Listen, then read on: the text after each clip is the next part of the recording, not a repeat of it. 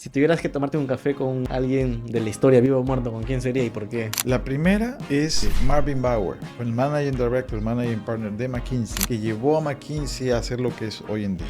Y otra persona sería mi abuelo, fue un inmigrante italiano, él combatió en la Primera Guerra Mundial. Él vino a Argentina y de Argentina fue subiendo hasta que llegó finalmente a Perú y radicó acá. Lino Abrán es peruano, socio senior de McKinsey & Company, la consultora más prestigiosa del mundo que asesora a empresas de alcance global. Lino trabaja con múltiples compañías en América Latina. En el 2005 fundó la oficina de Lima. Conoce su historia y consejos en el siguiente episodio. Los CEOs pueden tener dos grandes perfiles, o son ejecutores o son estrategas. Tú me dirías, oye, la mayoría de los CEOs son estrategas. La mayoría de los CEOs son ejecutores. Es gente que ha crecido ejecutando y llegó un momento en que se convirtió en CEO. El punto es que el peruano es muy emprendedor. Y la verdad que la capacidad de trabajo que tiene el peruano, cómo busca obtener algún tipo de oportunidad, trabajo, ingreso, claro. Pero sí es una fortaleza.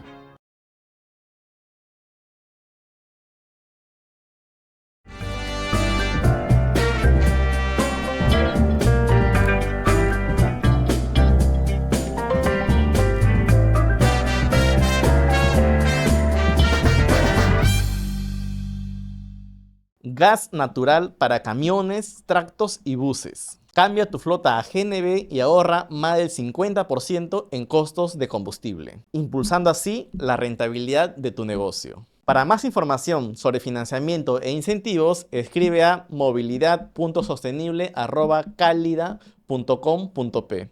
Hace poco nos preguntaron quién es esta audiencia. Si bien es cierto, YouTube nos da métricas, nos gustaría conocer un poco más de ustedes. Les pido que en los comentarios nos pongan a qué se dedican, su historia, cuáles son los principales aprendizajes que están teniendo del podcast, de qué lugar nos ven, para poder nosotros tener un mayor conocimiento de nuestra querida audiencia. Si eres nuevo en este podcast, te cuento que nosotros cada semana compartimos historias de emprendimiento, de ejecutivos, que te ayudan en tu formación y crecimiento. Muchas gracias. Este 22 de marzo, estamos en nuestro evento presencial, así que es un buen espacio para conectar con la comunidad. Con masterclass en vivo, estarán varios los gurús, así que no dejen de pasar esa oportunidad. Hoy tenemos una historia muy hermosa, una historia que nos llena de orgullo. Un peruano que trasciende a nivel no solo local, sino a nivel global. Está con nosotros Lino Abrán, socio senior de McKinsey Global, una de las consultoras, por no decir la mejor consultora a nivel mundial. ¿Cómo estás, Lino? Muchas gracias por aceptar la invitación. Bueno, encantado de estar contigo. Muchas gracias por las palabras y feliz de compartir con la audiencia un poco mi experiencia y lo que ha sido mi vida y cualquier otro interés que tengan ustedes. Muy bien, como te dije en el correo, voy a tratar de estar a la altura y aprovechar toda tu experiencia. Trabajar en el mundo de la consultoría y más en una empresa como McKinsey debe ser todo un reto y mucho aprendizaje también. Pero antes quería preguntarte si tenías algún indicio de niño, de joven, que ibas a dedicarte al mundo de la consultoría y asesorar a grandes empresas a nivel mundial. La verdad no, a tal punto que te soy totalmente honesto. Cuando yo recibí la invitación de McKinsey para entrevistarme, yo estaba en esos tiempos haciendo una maestría, un MBA en Estados Unidos. No sabía que era McKinsey, ¿no? Wow. Tenía 25 años, me parece, era relativamente joven, entonces no tenía mucha experiencia, había trabajado, vivido toda mi vida en Perú y no existía la consultoría, digamos, claro, gerencial en Perú. Entonces me tocó educarme, leer, investigar, me llamó la atención y dije, bueno, me voy a entrevistar a ver cómo va. En la primera ronda pasé y obviamente cuando ya pasé a la segunda me eduqué más y me pareció súper interesante lo que decía la consultoría. Y lo vi como una oportunidad para seguir aprendiendo. Era joven, entonces, oye, esto me da la oportunidad de ver diferentes negocios, diferentes realidades, culturas organizacionales. Y bueno, la demás es historia, ya me quedé trabajando y me encantó y hasta el día de hoy me sigue gustando. ¿Y cómo fue esa ruta? ¿Qué carrera dijiste estudiar? ¿En dónde estudiaste? Y cómo, claro, hay un proceso de cómo llegaste a McKinsey, ¿no? Sí. Y si cuando decidiste tu carrera tenías otro objetivo, digamos, te veías en otros lados. Pues a ver, te cuento, yo estudié ingeniería industrial, yo soy ingeniero industrial de la Católica.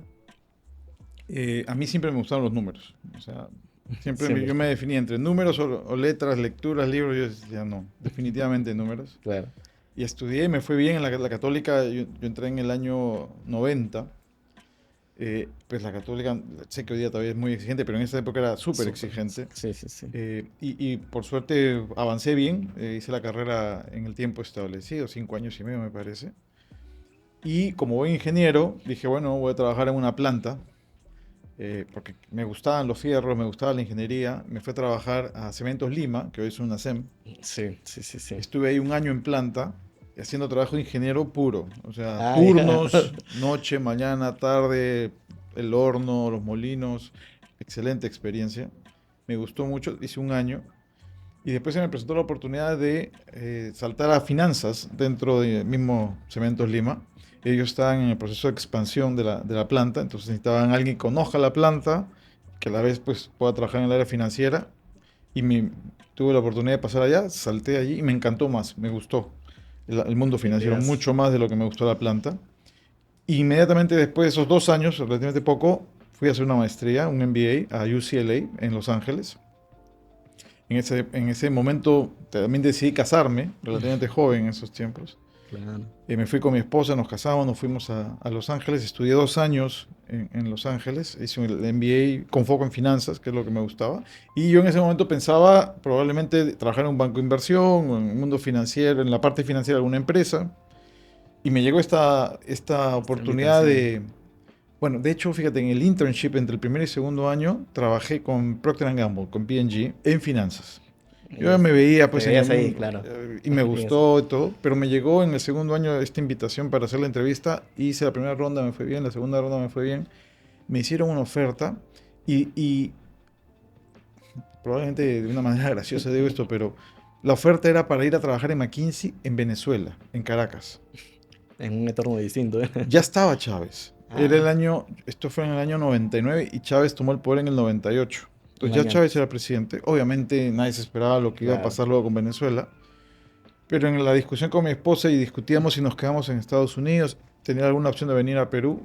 Pensamos tomar esto porque era una oportunidad buena para mí, pero también lo veíamos como la oportunidad de estar fuera de Perú para ganar experiencia, pero a la vez cerca a Perú, Claro. porque pues Venezuela estaba muy cerca, lo veíamos más cerca que Estados Unidos. Entonces tomé la oportunidad y empecé mi carrera profesional en McKinsey en el año 99. Lo que recuerdo muy bien, pues el año en que nació mi hijo mayor, que nació en el 99. Cada Y año de que, ahí ya el resto es historia. Voy a cumplir 26 años en McKinsey. cada cumpleaños de tu hijo mayor es como que recuerdas su aniversario en tu empresa. Sí, cada vez que pienso cuántos años tiene mi hijo son los años que tengo en McKinsey. De hecho, mira, él nació un 2 de julio y yo entré a McKinsey un 30 de julio. O Ah, mira, sea, o sea, casi exacto, exacto, bueno, el mismo mes, ¿no? Así que ahí no mismo te vas a mes, olvidar. mismo año, así es.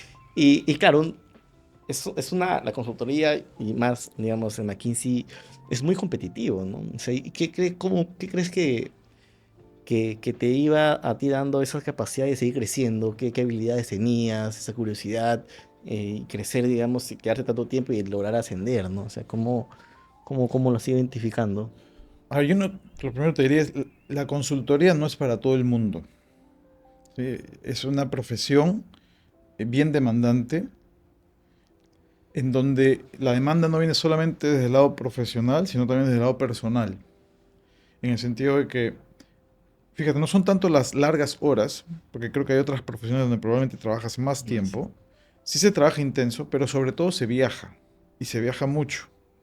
Cuando uno es joven, de hecho, es Claro, eso no. muy entretenido estar Sí, viajando. Trabajas en un lugar, pero te puede tocar un viaje en República Dominicana o claro, en México. está happy. Entonces, imagínate, son lugares muy entretenidos. Sí. Pero cuando vas teniendo familia, es complicado porque pues muchas veces tienes que salir el lunes en la mañana, regresas el jueves en la noche y te pierdes etapas no menores de el crecimiento de tus Claro. hijos.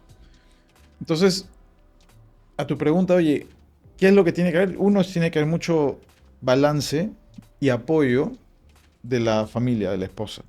Antes de la parte puramente ya del trabajo. Entonces, Claro. si tú no logras tener un cierto balance en tu vida personal, familiar y profesional, la consultoría no te va a funcionar.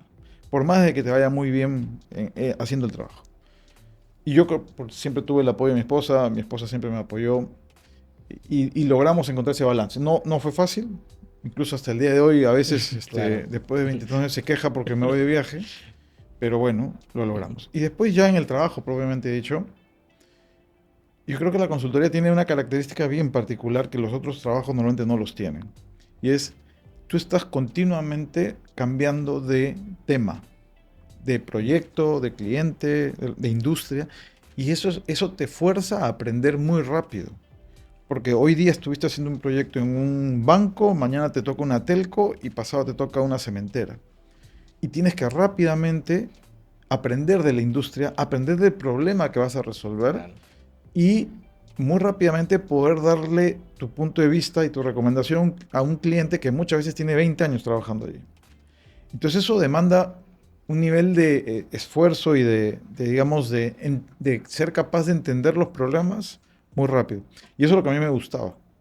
Porque yo continuamente me ponían en desafíos. Estaba desafiado continuamente porque llegaba a una situación nueva en donde no sabía nada y a la semana tenía que Tenías ser que tan hacer. inteligente como la persona que había trabajado 20 años.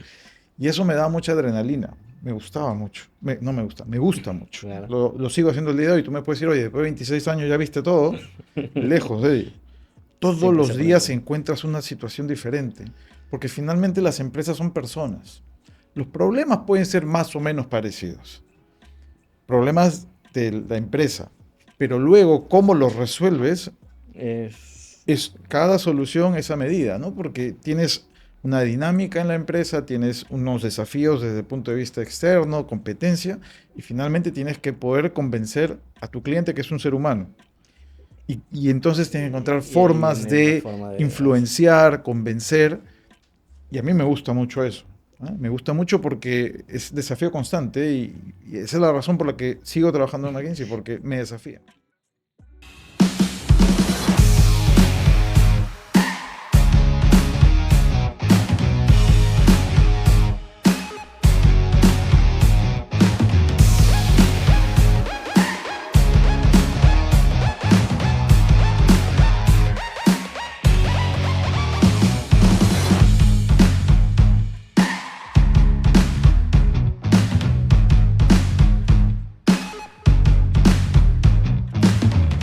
Y ahí o sea, yo creo que uno de los primeros, la idea de mi podcast siempre es dar también, yo llamo carnecitas, o sea, aprendizajes a la audiencia. Y ahí una primera cosa que te pregunto es, ¿cómo haces o qué técnicas usas o cómo te programas mentalmente, no sé, para aprender tan rápido? Porque ese es un reto que siempre por ejemplo, nos encontramos, ¿no? O sea, en ambientes tan cambiantes, en general es qué chévere tener esa versatilidad, ¿no?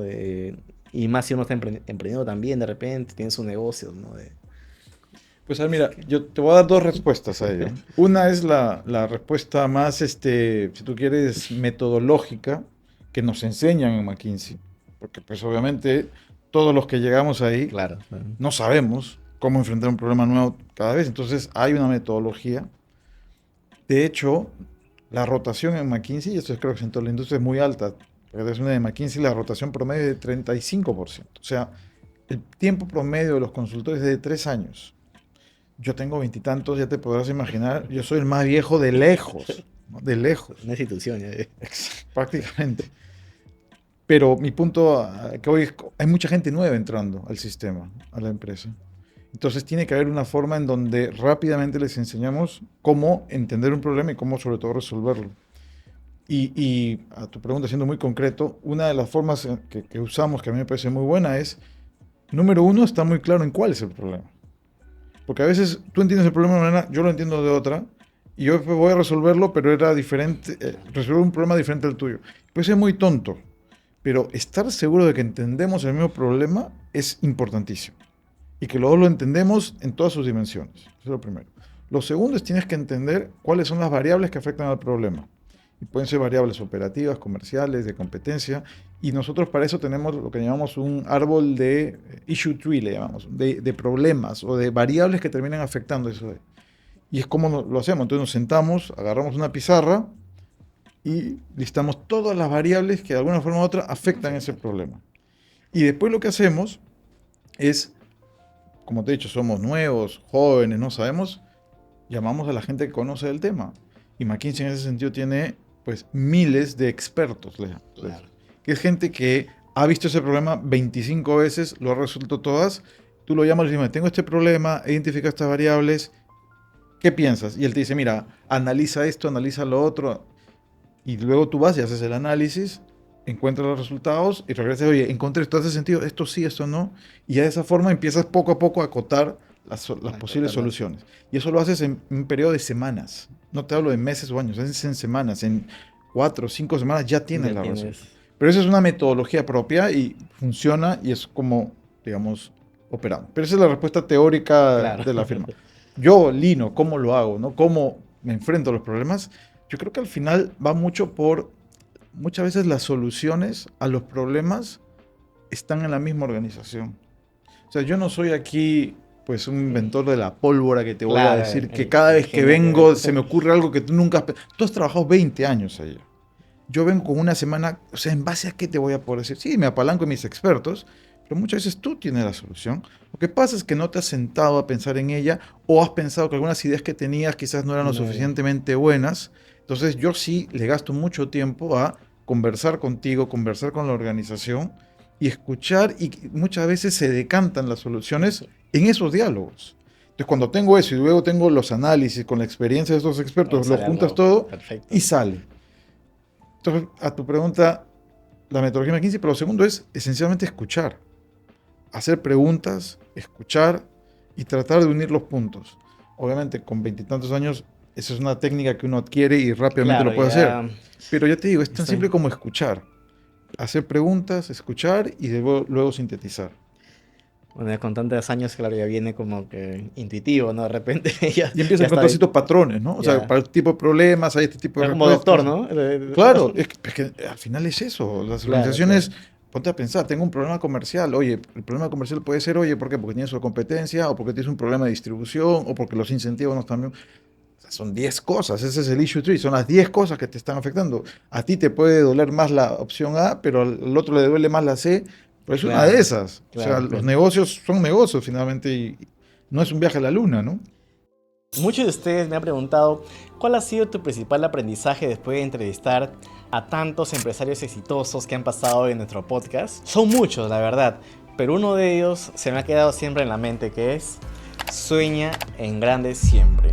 Y en esa línea un poco cuando creamos el podcast lo que decíamos es vamos a llevar estas historias a millones de peruanos, pero también vamos a hacer eventos presenciales para darle rostro a nuestra comunidad.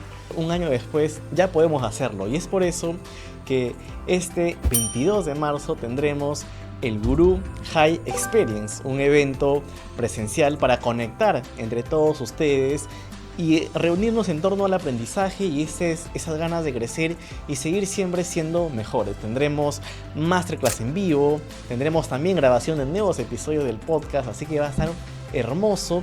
Nos hemos puesto una meta de reunir a 800 seguidores del podcast. Ojalá podamos lograrlos.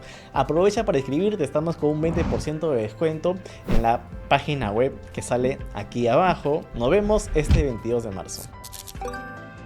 Y ahí, en el caso de McKinsey, bueno, para nuestra audiencia, de repente siempre he leído que asesoran a grandes empresas, o sea, transnacionales, y asesoran el C-level, no sé, directorios y todo lo demás.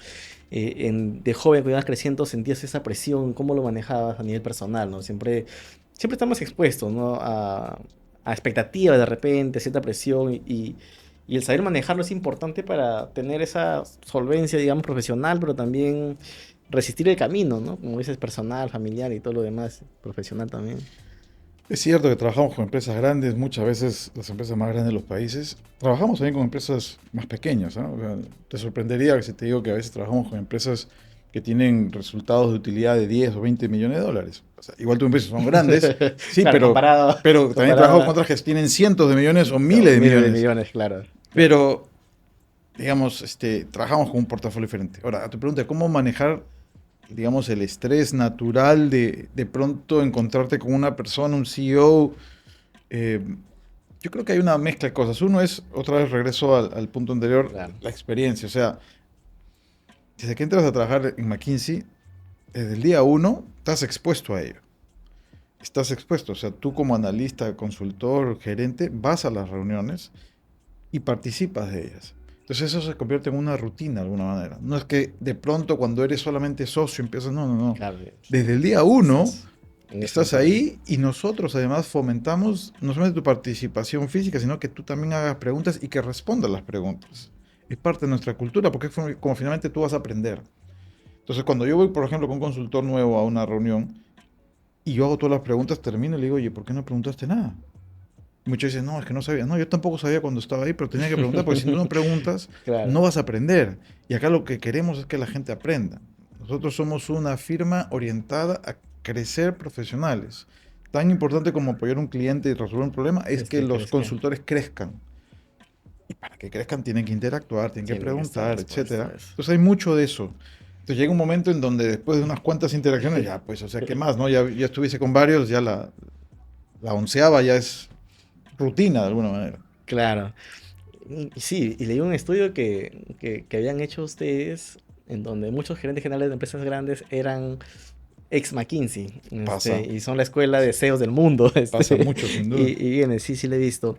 Y ahí otro tips que te quiero pedir es un tema de productividad. O sea, tienes grandes clientes, de repente no sé si varios a la vez, el tiempo es corto, y ahora que tú viajas, Cierto. ¿cómo te ordenas? ¿Cómo es tu agenda en un día a día? Es importante también eso, ¿no? Porque uno es, Ahí vas a encontrar de todo, ¿ah? Te sorprenderías. claro, Yo soy sumamente organizado, pero sumamente organizado. Además, de hecho, yo manejo mi agenda. Hay otra gente que deja que su asistente le maneje su agenda. No, yo claro, manejo mi agenda. Me acostumbré a ello y soy también un poquito control freak, entonces a mí me gusta tener control de mi agenda. Eh, Habiendo dicho esto, hay mucha priorización. Tienes que priorizar. Y creo que esto es algo en toda la vida. No quise sí, hacer muchas cosas, pero al final, como tú dices, el día tiene una cantidad de horas, sí, te pierdes.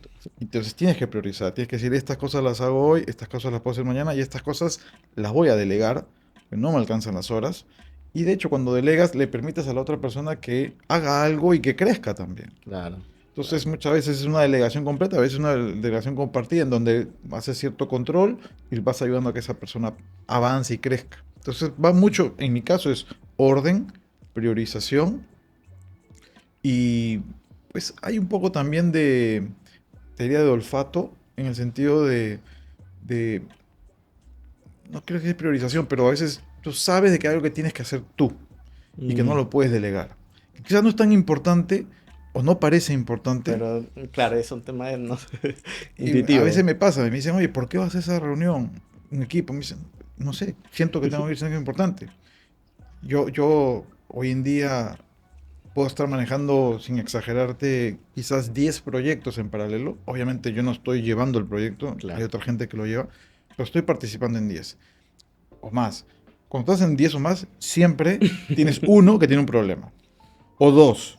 Entonces muchas veces estoy metido mucho en esas situaciones donde hay un problema. Claro, Entonces eso me consume tiempo, energía y está bien, o sea, parte de la experiencia que tengo la la canalizo para canalizas resolver. por ahí. Pero a veces que tienes un proyecto que la cosa está caminando en piloto automático, ¿para qué va? O sea, hay muy poco valor que vas a agregar. Más agrego en donde hay un problema, en donde puedo ayudar a salir del problema. Creo que uno de los principales problemas, no sé si según el tamaño o experiencia de los CEOs o de emprendedores que tienen sus negocios que están en crecimiento, es el soltar un poco delegar, ¿no? Que cuesta mucho delegar Es muy y ahí a complicado. veces te pierdes esa oportunidad de ver un poco más allá, y la estrategia y todo lo demás, ¿no? Ese es no Y sé cómo lo has tiene, visto tú en tu para mí, experiencia. si tú me preguntas cuál es el principal problema de los SEOs, no sé si es el principal, ya, pero claramente uno de los principales top 3 es la capacidad de delegar. Es, alguna vez leí un libro en donde describían los perfiles de los SEOs. Estoy sobresimplificando acá, pero los SEOs pueden tener dos grandes perfiles. O son ejecutores o son estrategas. Tú me dirías, oye, la mayoría de los SEOs son estrategas. ¿No? Mm, La mayoría de los SEOs son ejecutores. Es gente que ha crecido en la organización ejecutando y llegó ejecutando. un momento en que se convirtió en SEO. Su formación ha sido a través de la ejecución. Claro. De hecho, en este libro se decían que el 90% de los SEOs son ejecutores y 10% son estrategas. Y muy poquitos tenían las dos capacidades. Entonces, cuando tú eres un SEO, y la mayoría de los SEOs lo son ejecutores, no te gusta delegar. Te gusta ser tú el que ejecuta Claro. porque es como te sientes cómodo, ha sido tu receta del éxito. Tú has ejecutado, te ha ido bien, el Y resultado se ha dado. estás. Pero si delegas, no sabes si va a pasar eso. Entonces es muy difícil para los CEOs delegar. Para mí es uno de los principales desafíos que veo. Hay otros también, pero uno de los top 3 sin duda es delegar y además delegar efectivamente, porque uno dice, yo delegué, no delegaste porque estás que vas No, no continuamente lo a has preguntar hecho. y estás, No lo has pues hecho no bien. delegaste nada. Delegar es deja que él vaya, ejecute y que después te diga qué sucedió, bien o mal, y si le fue mal aprenderá de ello. Claro. Todos nos hemos equivocado, todos somos seres humanos, todos nos equivocamos. Pero la única forma que podemos aprender es equivocándonos muchas veces. Entonces Mm, tenemos que también dar ese espacio para que la gente ejecute y se equivoque. Tolerancia al error, ¿no? Pero obviamente sí Claro, es nadie nace sabiendo. Todo lo que sabemos es porque lo hemos aprendido y muchas veces lo has aprendido en base a errores y caídas que has tenido. buenazo. Y sí, me gustaría más adelante hacerle varios doble clics a ese tema de los SEOs, porque a nosotros también nos ven muchos SEOs de todo tipo, de empresas grandes, pero también pequeñas en construcción y maravilloso porque también es una forma de darle valor. Tú estás expuesto, y como me decías, ¿no? Creo que el potencial y lo bonito de McKinsey es que te expones a una red global de aprendizaje y cada que entro a leer los artículos que hacen es muy actualizado. No sé, ahora la era Trump, Sí. cambios geopolíticos, cómo afecta, no sé, el tema de China, la nueva guerra comercial y todo lo demás. ¿Cómo estás viendo el mundo ahora? Esos cambios que se están dando, disruptivos a nivel económico y político. Pasamos de un COVID ahora, o sea, como me dices, ya pasó lo peor el COVID, ¿no? Que nadie lo esperaba y movió todo y ahora viene la tranquilidad. Y resulta que todo ha quedado movido y va a seguir así, ¿no? ¿Cómo ves y qué tendencias estás viendo a nivel global? Mira, tú y yo, y bueno, yo creo que toda la gente de nuestra generación y los más jóvenes, hemos crecido en un mundo donde ha habido mucha paz. Cierto, cierto. O sea, si te pones a pensar, después de la caída del muro de Berlín en el 89, yo tenía 16 años. Desde los 16 años hemos, exagerando un poco, casi vivido en una fantasía, en el sentido que no han habido mayores conflictos Claro. globales. Han habido guerras, la Irak y otras más, sin duda, Muy locales, digamos. pero el mundo no ha estado en conflicto. Pero si tú te vas para atrás, antes del 89, han habido guerras mundiales, han habido conflictos continuamente, guerras, Guerra Fría. etcétera. Y más bien ahora nos llama un poco la atención ver estos conflictos, ¿no? Lo que está pasando en Ucrania y Rusia, pero el mundo ha estado lleno de eso.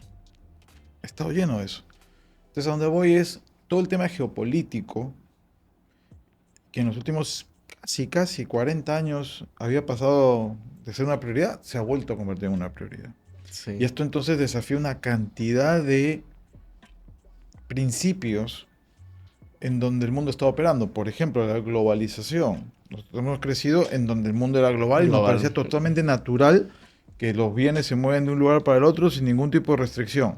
Acuerdos de libre comercio, etcétera, etcétera. Bueno, Y, ahora con los conflictos geopolíticos, pues resulta que ya no puedo depender de que mi producción me la hagan en tal lugar o que el insumo me llegue a ese lugar porque no es seguro que me va a llegar.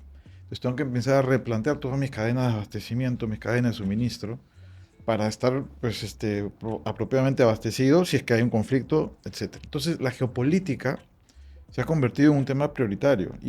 Yo diría, en los últimos 3 4 años en particular ha empezado a subir en prioridad y hoy en día, sí, pues claramente ahí empezamos a ver mundos otra vez que ya no son, digamos, unipolares, en el sentido que regidos por Estados Unidos, sino empiezan a aparecer otras fuerzas, China sin duda siendo la más relevante, que le empieza a hacer contrapeso. claro. Y eso es algo que pues no lo hemos vivido.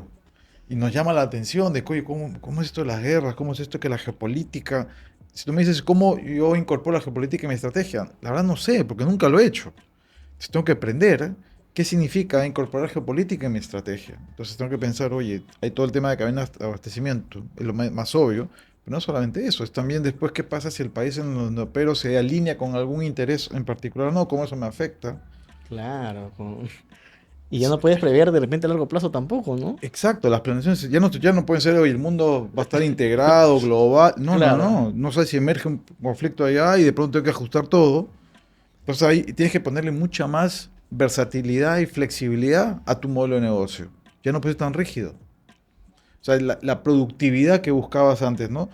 Haciendo maquila en unos países de bajo costo, Claro. ya, entonces tienes que buscar competitividad a través de otras palancas que ya no sean algunas que eran más o menos obvias para nosotros, En ¿no? general, ¿no? Y bueno, para terminar este punto, yo sí justo cuando, en la pandemia leí un artículo de McKinsey que decía que el mundo iba a ser distinto, ¿no? Geopolíticamente hablando, económicamente hablando, y se hablaba ya de un poco de los países que estaban volviendo al tema del proteccionismo, ¿no? Cuidar sus propias industrias y todo lo demás, que era contrario a lo que se pensaba antes, ¿no? Que la Claro. apertura y todo lo demás, la competitividad. Y ahora con el ascenso de Trump lo estoy viendo de nuevo, no sé, y cada vez está yendo más fuerte. Ahora pues se está repensando el tema de China. China con su estrategia igual sigue creciendo. eh, y los países estamos ahí, ¿no? O sea, es como los grandes están ahí, pero te afecta, pero nosotros somos Sí. igual muy dependientes, ¿no? ¿Cómo ves de nuevo al Perú ahí en ese escenario y a las empresas peruanas en ese escenario que se está manejando? Complicado, ¿no? Porque ya ves tú lo que le pasó ahorita a Panamá, que se tuvo que alinear con Estados Unidos. Eso te digo, o sea, Yo creo que al final las empresas peruanas lo que tienen que hacer es tratar de identificar cuáles son sus fuentes de ventaja competitiva para poder competir efectivamente en los mercados. Y esas fuentes de ventajas competitivas deberían ser lo menos influenciadas por situaciones o condiciones geopolíticas, ¿no? Que si mañana te llegan, pues te llegarán y no puedes hacer nada. Pero si tienes una ventaja competitiva, probablemente puedas mm, sobrellevar ese problema, esa restricción, ese sobrecosto asociado a la geopolítica. claro. No puedes depender de un mercado sin tener una ventaja competitiva. Como probablemente podías hacer antes. Antes decías, mira, yo voy a este mercado porque tengo quizás, digamos, cero impuestos de aduana o tarifas. Bueno, resulta que mañana te ponen las tarifas Y y ya es está. justo. Entonces tu ventaja competitiva no puede ser porque estoy cerca o porque no tengo tarifa. No, no, tiene que ser más fundamental. Tienes que tener una ventaja competitiva asociada a estructura de costos o algún tipo de conocimiento que otros no tienen, marcas. Tienen que haber otras que sean mucho más ajenas, digamos, al efecto de geopolítica, ¿no? Entonces lo que está pasando hoy en día es que muchas empresas están realmente repensando esto, ¿no? ¿Cómo voy a competir en un mundo que está cambiando las reglas de juego? Y el cambio en la estrategia, porque yo estudié administración, ¿ya? Y siempre los profesores nos enseñaban en un modelo, no sé si tradicional ha quedado eso, la matriz, y un montón de cosas, la planificación, 15, 20, 30 años, y esa era la estrategia, ¿no? Entonces tienen que hacer cada vez tus mediciones, tus cuadros y todo lo demás. Creo que eso está cambiando muy rápido, ¿no? Y le he pasado al lado a Gianfranco Ferrari, y me decía que claro, ahora de Credit ya ven de otra forma, ¿no? No pueden planificar tanto tiempo largo porque es tan cambiante. ¿Cómo ves tú ese cambio de la estrategia y Sí. cómo podríamos, en temas más prácticos, adaptarlos en nuestras organizaciones de grandes a pequeñas, ¿no? Mira, yo te diría, cuando yo empecé a hacer estrategia en McKinsey hace 25 años, los periodos de planificación eran te diría, dependiendo entre 5 y 10 años. Pero era común hacer una planificación a 10 años. Hoy en día yo le digo a mis clientes que hacer más de 4 años es por gusto.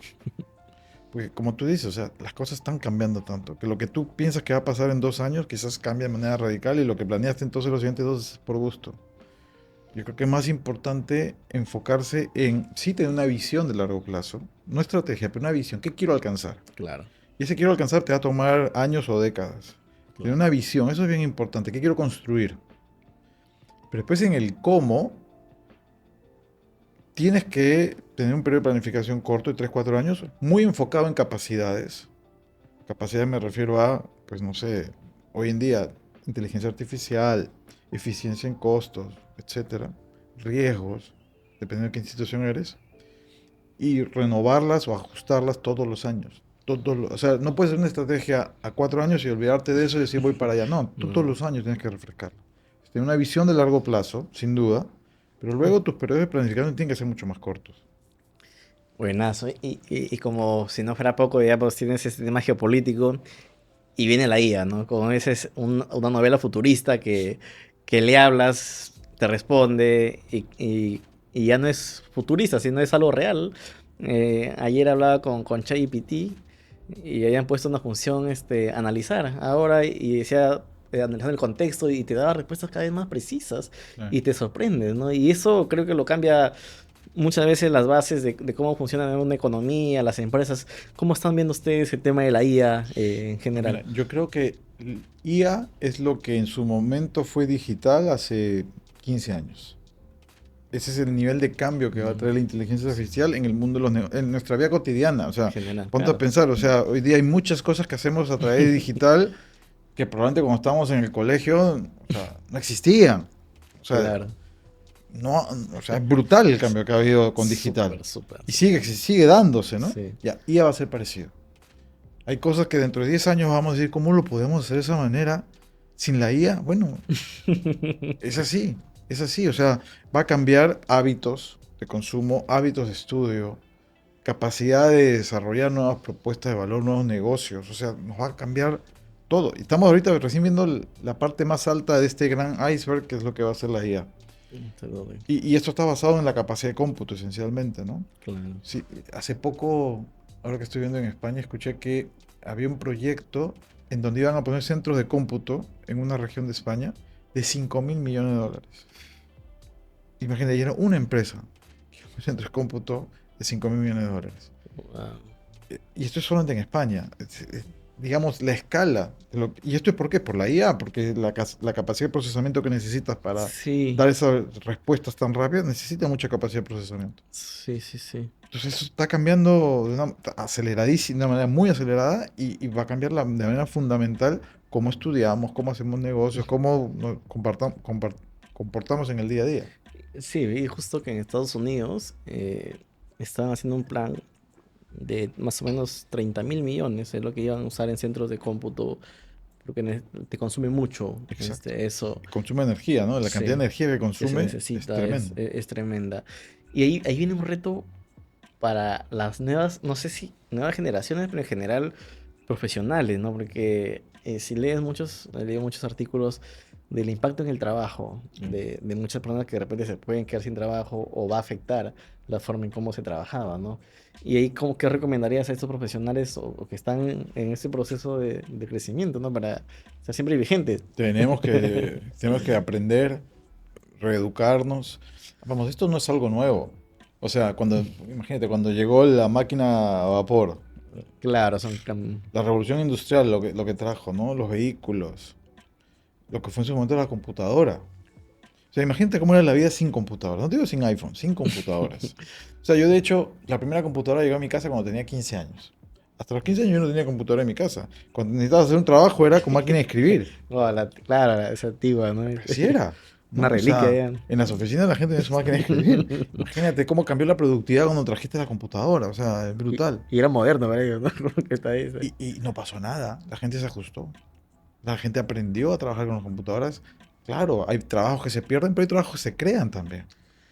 Entonces, las economías, las sociedades se van ajustando a este cambio tan rápido que experimentamos, sobre todo, yo diría, desde probablemente los 1900, ¿no? Donde realmente hubo un Ahí ha habido, ¿no? cambio La evolución de los, no sé, miles de años que ha sucedido, los últimos 2000 años, digamos, el avance en los últimos ahora es 100 ha sido exponencial. así. Y yo creo que a partir de la Primera Guerra Mundial es donde más se ha venido, ¿no? Se Se ha disparó, ¿no? disparado Y todo eso. sigue, y no para, y ahora con IA va a ser peor. Entonces, ¿qué le toca a la gente?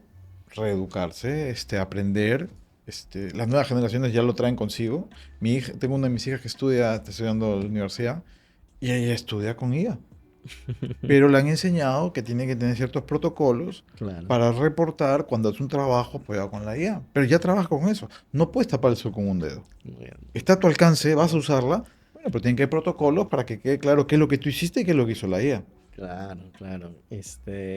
Y, y, y vino el tema de los SEOs que decías, ¿no? Uno de los tres problemas de los SEOs, uno era de legal. ¿Cuáles eran los otros dos? Y no sé si el libro que mencionas es de James Collins, pero él ha escrito un libro sobre empresas exponenciales y habla de SEOs que son también o sea, no SEO excelentes. Hay una diferencia entre un SEO promedio y un SEO, Claro. digamos, que excelente, que lleva a la empresa a otro nivel, digamos. No sé si nos puedes hacer unos comentarios sobre. Mira, yo creo que al menos, ¿cuáles son las palabras? Desafíos o características quizás. Más características que deben tener éxito. Sí, SEOs que yo creo que son exitosos. Primero ya te lo dije, que es delegar, ¿no? Ser Claro. efectivo delegando. Claro. No es delegar, sino delegar efectivamente. El segundo tiene que ver con tu capacidad de identificar y de promover el talento. Personas, porque las empresas Sí. son personas. Sí, sí. Entonces tú no puedes pretender hacer un negocio sin personas. Entonces un buen CEO siempre tiene un muy buen equipo trabajando con él. Y no solamente desde un punto de vista de sus capacidades profesionales, sino también personales. Se tienen que llevar bien, tiene que ser un equipo. Una empresa la tiene que llevar un grupo de gente. Y esos reportes tienen que tener buenos reportes. Claro. Y el único que puede dar esos mandatos y dar el ejemplo es el CEO. Entonces el CEO tiene que tener capacidad para identificar, promover, retener el talento. Y lo tercero es, tiene que ser visionario. Tener claridad para dónde quiere llevar la empresa. O sea, no puede dejar que la empresa no tenga visión, no tenga un objetivo, no identifique los desafíos que le van a llegar con antelación. Tiene que estar parado muy por encima del bosque, mirando qué es lo que viene. O sea, tú ves a la empresa por abajo, pero él tiene que estar mirando qué es lo que viene allá. Claro. Y cuestionarse qué cambios tecnológicos van a haber, qué nuevas tendencias, y prepararse ante ello. Entonces, para mí son esas tres cosas: delegación, talento y visión. Y visión que viene, ¿no? Bueno, muchas gracias por esta parte de carnecita que ha estado pero espectacular. Yo me muevo, y creo que te contaba, ¿no? Cuando creamos el podcast, nos veo mucho en el tema del orgullo peruano, que es así como nos sentimos orgullosos de Machu Picchu, de nuestra comida. Hay que sentirnos orgullosos del talento de nuestra gente, ¿no? Y de personas como tú, que eres un embajador del país, ¿no? Pero cuando tú vas a otro país a decir, Lino, no estoy a decir yo soy peruano, ¿no? Entonces, porque demuestra que los peruanos somos talentosos, ¿no? Sí, Somos por supuesto. capaces. Y ahí, ¿qué opinión tienes sobre el talento peruano? Y si cuando te ha tocado trabajar, cómo nos ven, ahí que tú que tienes esta experiencia más de mundo, se puede decir, más globalizada. Mira, algunas características de nosotros como sociedad, ¿ya? Uno es, somos bien cálidos. Eso es bien importante. El peruano es cálido, son bastante amigueros, sensibles, somos cercanos. Hay otras sociedades en donde la gente es más distante, cada uno por su lado. No, aquí, por donde tú vas, en cualquier empresa, hay siempre la chacota, la bulla. El peruano es muy cálido y eso en sí mismo creo que es un atributo muy importante pensando en nosotros como sociedad. Lo segundo es que el peruano es muy emprendedor. Y esto sé que se dice mucho, pero yo tengo la oportunidad de trabajar en diversos países desarrollados, latinos, etcétera. Y la verdad que la capacidad de trabajo que tiene el peruano, cómo se recursea, cómo busca obtener algún tipo de oportunidad, trabajo, ingreso, es, digamos, no digo que somos el único país del mundo, Claro. pero sí es una fortaleza. Esta sociedad es una sociedad que se ha formado en base al esfuerzo, ¿no? El esfuerzo. En donde además, fíjate, a diferencia de otras sociedades, el peruano normalmente espera muy poco del Estado. Se Muy acostumbra a hacer. poco. Sí. O sea, tú dependes de ti mismo. Y como sabes que el Estado no te va a dar nada, no esperas nada de él. Sabes que si tú no trabajas, no vas a tener, porque el Estado no te va a dar. Y por eso es que tienes que salir a la mañana todos los días a las 5 de la mañana a trabajar, porque sabes que el Estado no te da nada. Hay otras sociedades en donde el Estado te da. Claro. Entonces tú puedes estar un poquito más como esperando. Aquí el peruano no. El peruano sabe que si tú no trabajas, tú no vas a tener. Y ese es otro atributo sumamente importante porque te demuestra una capacidad de emprendimiento, de esfuerzo, de dedicación, de compromiso que no ves en otras sociedades. Qué potente eso, porque creo que explica muchas veces que en tantas crisis políticas que hemos tenido, seguimos creciendo un poquito, pero seguimos creciendo, ¿no? Dependemos de nosotros mismos, no dependemos del Estado. Más bien el Estado termina muchas veces Arrastrando. limitándonos. Sí, y ahí es, claro, ese es un potencial, ¿no? Yo siempre he creído que la gran nación lo hace su gente, ¿no? Y si explotamos el potencial de la gente con las condiciones, nadie nos para, ¿no? Y ahí, en toda la experiencia que tú has tenido en el mundo, en Perú, ves potencial de desarrollo, tenemos esperanza Sí, por de supuesto. crecer, de cada vez cerrar más brechas y todo lo demás. Sin duda. Nosotros somos un país que tenemos mucho potencial en muchos ámbitos. Minería, agricultura, turismo. Mira, con esos tres nomás, si lográsemos extraer el máximo valor o llevar a su máximo potencial, por alguna manera, usando términos empresariales, Claro. esos tres sectores, no nos para nadie. Podríamos ser un país de clase mundial en minería, en turismo y en agricultura, y no te cuento. Agricultura y turismo en particular son sectores que descentralizan. Sí, porque no, no están en las ciudades, no están en normalmente la están ciudad, fuera de las sí. ciudades y generan mucho trabajo. Esencialmente, pues demandan mucha mano de obra y es lo que este país necesita. Si lográsemos ser mucho más proactivos de cara a desarrollar estos dos sectores, más minería, que este es un país minero, no lo podemos negar, mira, yo creo que tendríamos la capacidad de crecer muchísimo, muchísimo. ¿Y cómo que conversas también con varios empresarios, ¿no? Y tu oportunidad de asesorar a muchos C-levels del sector privado, ¿qué se podía hacer para también dar nuestro granito? O sea, ya se hace, ¿no? Yo creo en el modelo, creo en la inversión privada, creo en que la empresa es el motor de un desarrollo que jala, que mueve las palancas, crea empleo y todo lo demás, ¿no? De parte, en esa formalidad pagas impuestos también, ¿no? Que entra Claro. para pagar todo eso, ¿no? Pero ¿qué más se puede hacer? Pues yo creo que en los últimos, fíjate, yo creo que 5 años ha habido un cambio, no menor, no total, pero no menor, de el entendimiento o la aspiración que tiene el sector privado de cara al rol que debe jugar en el país. Hace 20 años era muy común escuchar de los empresarios, de los ejecutivos decir, bueno, yo cumplo mi rol pagando mis impuestos, Claro. generando trabajo y pagando mis impuestos. Ese es mi rol que yo tengo como sector privado. Pues no hay nada malo en ello, pero es necesario, pero no suficiente. Yo creo que el sector privado, y hoy en día veo una mucha mayor convicción y claridad de que el rol del sector privado tiene que ir más allá de generar trabajo Claro. y pagar impuestos. Tiene que realmente involucrarse con la sociedad y jugar roles muy diferentes. Y lo empiezas a ver, y empiezas a ver, digamos, diversos movimientos hoy en día de Sí. ejecutivos y empresarios queriendo ir más allá y tomando de alguna manera cierto rol, entendiendo de que finalmente el sector privado no es político. No le vas a pedir pues a un empresario, a menos que lo quiera hacer, pero no por su rol, que sea un rol político, porque esa es otra cosa. Claro. Pero sí participar de una manera más activa en las comunidades, por ejemplo, donde uno opera. Te pongo un ejemplo. Nosotros tenemos un sistema acá que es realmente, yo diría, de clase mundial, que son las obras por impuestos. Pocos países lo tienen y los que lo tienen no lo tienen necesariamente tan desarrollado como lo que tenemos en Perú. En Perú funciona muy bien.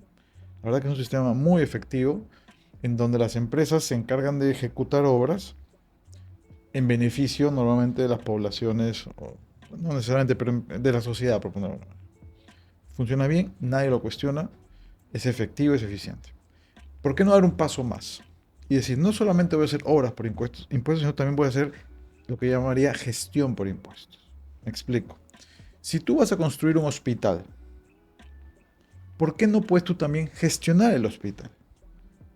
Entonces, yo Mm, participo, no solamente le construyo el hospital a la población, sino más yo lo administro. No voy a dejar que el Estado lo administre, sino yo lo administro.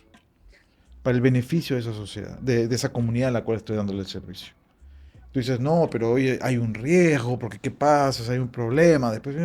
Igual tienes el riesgo si es que algo pasa en la obra y no va bien la obra. Haces un claro, puente, se cae el puente, ¿a quién le van claro, a echar algo? claro. Ya el sector privado asumió el riesgo de exponerse cuando es una obra.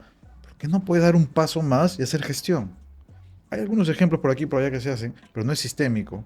Pero yo creo que si, por ejemplo, el sector privado dijese, mira, no solamente voy a construir, voy a gestionar también, podríamos ver unos cambios significativos en, digamos, bienestar y también cómo se percibe finalmente el sector privado de cara a la sociedad. Es bien interesante, ¿no? No lo tenía tan mapeado, pero eres más eficiente, ¿no? O sea, haces un hospital, ¿no? Bonito, hermoso, los impuestos, todo, pero si viene la gestión lenta, como sucede, porque el Estado de repente es muy grande, no tiene las capacidades, ¿de qué sirve? De repente no Exacto. está cumpliendo no sé quién me Te decía quedaste a que, mitad del camino, no llegaste a la meta. y de repente, claro, ya crees que cumpliste tu objetivo, ¿no? Pero si haces un doble clic ahí, no resulta que estás cumpliendo necesariamente, ¿no? Y eso es un poco la expectativa, ¿no? Yo una vez en mi anterior trabajo hice una encuesta en Huancavelica y en donde le preguntaba a la población qué expectativas tenían de la empresa, una empresa que operara allá, una empresa muy grande. Y decían pues, que me construya colegios, hospitales y todo lo demás. Y como no hay, la empresa es mala, ¿no? Claro. Es un tema de roles también, ¿no? Pero si tienen la capacidad y si es algo que se puede hacer con horas por impuestos, o sea, que es genial, ¿no? O sea, yo creo que se debería ir por ahí, ¿no? Y no debería Sí. haber tanta resistencia. Y yo creo que las empresas están poco, como decía, poco a poco empezando a entender y a aceptar de que su rol tiene que ir más allá de generar trabajo y de pagar impuestos. Sí, he visto más conciencia respecto a esto y ojalá se siga viendo en el ejemplo, en la práctica, porque creo que es pasar del hay que hacer, más personas Hacerlo. se van haciendo, porque a veces el convencerlo entre nosotros mismos y el hablar siempre de estos son problemas, pero no hacemos nada, no pasan 10 años y no pasa nada. Yo siempre creo que alguien tiene que cambiarle esa historia para que... Tienes que romper la inercia. Tenemos que romper la inercia. Me he crecido mucho leyendo ejemplos de Corea del Sur cuando era muy pobre.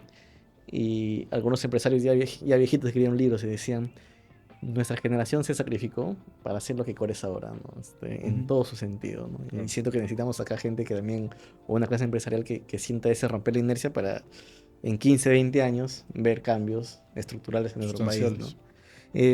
Bueno, ahora ya más a fase de gurú, pues es gurú, el nombre bien interesante. Si tuvieras que tomarte un café con alguien de la historia, vivo o muerto, ¿con quién sería y por qué? Te voy a dar dos Ya. respuestas. Ambas son dos personas muertas. La primera es Marvin Bauer. Marvin Bauer fue el managing director, el managing partner de McKinsey, que llevó a McKinsey a hacer lo que es hoy en día. Si bien McKinsey tiene el nombre por el fundador James O. McKinsey, este señor estuvo en la firma 2-3 años y se fue. Dejó el nombre. Pero después la persona que realmente llevó a McKinsey a donde está hoy fue Marvin. Y quisiera tener una conversación con él por dos razones. La primera es porque él fue muy visionario. Porque él creó un modelo de gestión, digamos, a la interna, en donde hay una serie de incentivos, valores, etcétera, que nos han permitido crecer en lo que somos hoy en día, que somos probablemente, de hecho, somos la mayor firma privada de socios del mundo. Somos como 3.500 socios. No hay ninguna otra firma privada en partnership que tenga el tamaño. Me encantaría poder conversar con él y entender sus motivaciones, sus desafíos, temores que tuvo cuando hizo lo que tuvo que hacer, etc. Él sería uno. Y la otra persona sería mi abuelo, por parte de padre. Mi abuelo fue un inmigrante italiano, vino a América después de la Primera Guerra Mundial. Él combatió en la Primera Guerra Mundial. Tenía creo que 17 años hasta los 19, y a los 19, después de la Primera Guerra Mundial, pues hubo una hambruna tremenda, crisis en Europa. Como muchos europeos que se fueron o a Nueva York o a Argentina, él vino a Argentina y de Argentina fue subiendo hasta que llegó finalmente a Perú y radicó acá. Fue un emprendedor, pues a mí personalmente me llama mucho la atención cómo educó a sus hijos, todos mis padres, mis tíos, mis tías, personas de unos valores espectaculares. Murió joven, de hecho mi madre ni siquiera lo conoció, mi padre era joven, pero siempre he tenido la duda me encantaría poder conversar con él y entender, digamos, en conocerlo, básicamente conocerlo. Una curiosidad, ¿no? Pero que aparte me imagino que una curiosidad muy rica, ¿no? Por todo lo que vivió. Claro, ¿no? Y todo lo que... imagínate, haber combatido en una guerra, emigrar solo de 20 años a otro continente, no es como ahora, ¿no? Hoy en día pues uno agarra un avión y se va donde quiera. Pero antes de agarrar un barco, te quedas meses en el barco, llegabas a un lugar donde no conocías a nadie, no conoces el idioma. Pero ¿qué dice tu papá, tu familia sobre las leyendas de él? Porque siempre queda leyendas de... Claro, no, pues ya te digo, pues una persona muy emprendedora, trabajadora, de valores, ¿no?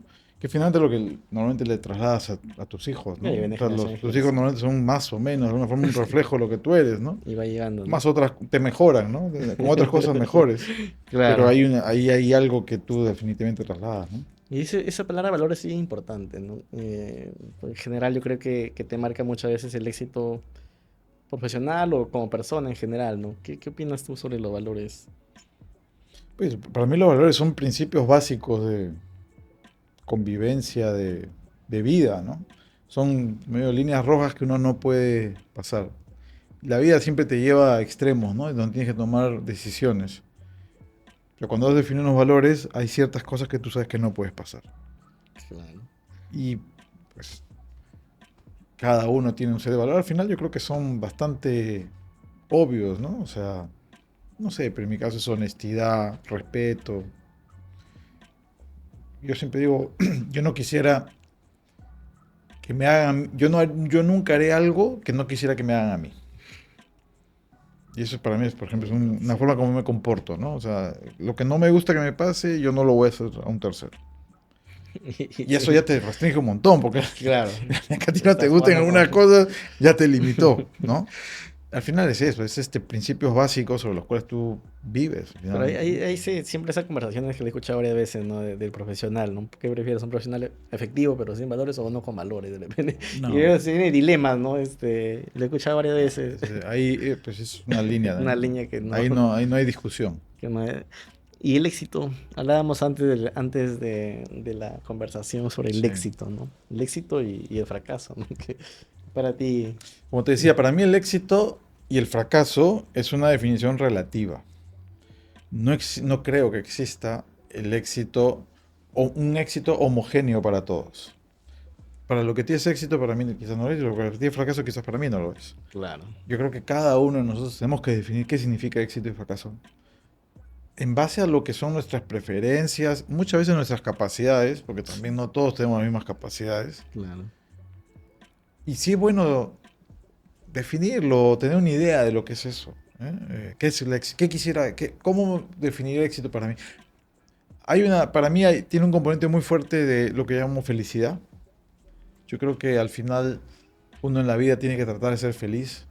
Y podemos debatir qué significa felicidad, y ahí nos podemos quedar todo el día. Claro. Pero al final es, digamos, tratar de estar en un estadio superior, ¿no? O sea, Claro. sentirse logrado, completo, y éxito de alguna forma te tiene que llevar a eso, ¿no? Tampoco eso significa que tienes que correrle al fracaso, ¿no? Porque muchas veces para ser exitoso tienes que haberte equivocado. Porque como te decía hace un momento, no hay forma en la cual tú puedas crecer y aprender si no te equivocas, si no intentas y te equivocas en el camino. Y cuando te equivocas, Claro. lo que sí tienes que estar muy claro es que por qué te equivocaste para que no lo vuelvas a repetir. Hay una frase justo la semana pasada llegó un CEO que decía, ¿no? Que tenía en su pared de su oficina que decía, el éxito se construye sobre los ladrillos y los fracasos, ¿no? Que al final, para llegar a un lugar vas a tener que... Eso sí. O esa percepción de sacrificio y esfuerzo, ¿no? Porque a veces... Escucho a veces nuevas generaciones de esa palabra éxito, a veces se asocia al tema económico, comodidad de que llega la noche a la mañana, ¿no? Y que es rápido. Si yo emprendo algo al mes, ya quiero ganar, y si doy algo lo quiero recibir al toque, ¿no? Esa cultura de la inmediatez, ¿no? Sí. Y la realidad te noquea, ¿no? Diciendo, "¿Verdad que no es así?", ¿no? Y creo que eso, para no encajar en ese concepto netamente de éxito, lleva a que muchas empresas o emprendimientos trasciendan, ¿no? Porque, claro, somos un país muy emprendedor, pero de repente no todo llegan a despegar, ¿no? La gran mayoría se queda, No puede suceder, ¿no? Que todos despeguen. claro, Me imagino no todo. Pero lo que sí debe pasar es que el hecho de que no despegues no debería limitar que lo vuelvas a intentar. lo vuelves a intentar y te Tienes que lleva, volverlo a intentar y deberías reflexionar de por qué no despegó. Para Y aprender de aprendes. eso y que la siguiente tenga más probabilidades de éxito. y todo lo demás, ¿no? Y ya para finalizar, ¿qué consejo le darías a los jóvenes que siempre nos ven y que pensamos que está con energía y todo lo demás, ¿no? En base a tu experiencia, ¿no? Pues a ver, yo lo que le diría a los jóvenes es que crean en sí mismos, que trabajen, que sean comprometidos con los objetivos que se tracen, que tengan hambre. Suena obvio, pero te digo, no todo el mundo tiene hambre. El tener hambre es muy importante. Y defínelo como quieras, pero tienes que tener hambre. No puedes dejar que la vida te lleve, tú tienes que llevar tu vida. Y pues ser consistentes con sus valores, con lo que ellos, digamos, esas reglas mínimas que se definen, no ceder ante ellos. Consistente. Y un mensaje a la sociedad en su conjunto, sociedad peruana. Uf, esa es una buena pregunta. Yo creo que los peruanos tenemos que ser mucho más persistentes, creer mucho más en nuestro país, y buscar líderes honestos y que busquen realmente el beneficio de la patria, ¿no? Que ya toca. Ya toca, ya nos toca. Ya lo sabemos. Muchas gracias, Lino, No, Jimmy, por un gusto haber estado contigo acá y me encantó la conversación. No, aprendizaje bastante. Así que, si te ha gustado este episodio, no te olvides de comentar, compartir. Siempre Somos firmes en llevar lo mejor a ustedes de contenido, como cada semana, siempre las mejores historias desde Gurú Motivación. Nos vemos en el siguiente episodio. Muchas gracias.